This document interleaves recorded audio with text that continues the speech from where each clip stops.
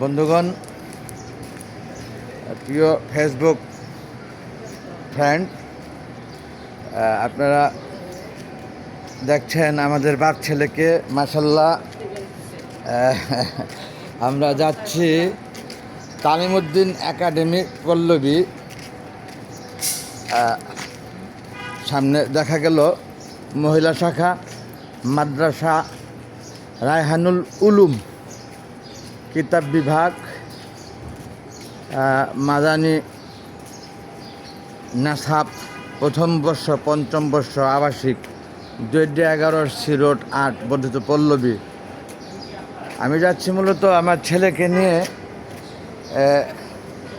মাদ্রাসায় লেখাপড়া করানোর বিষয়ে আলাপ আলোচনা করার জন্যে রায়হান হুজুরের মাদ্রাসা, যেটা আমি যাব সেখানে জেনে নেই ঠিকানা।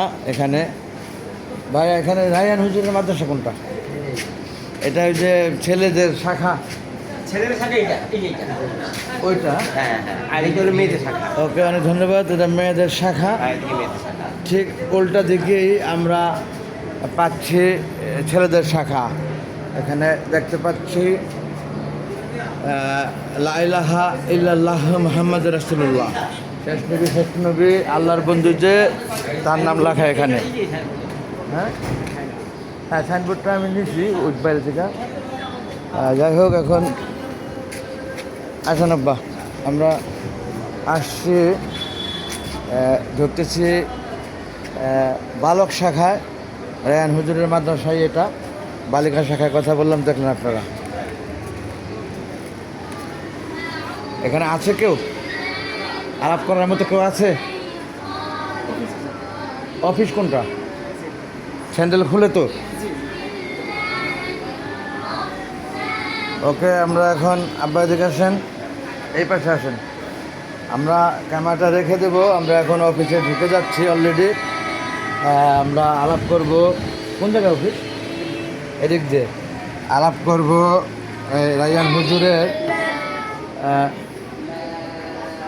মাদ্রাসা অফিস।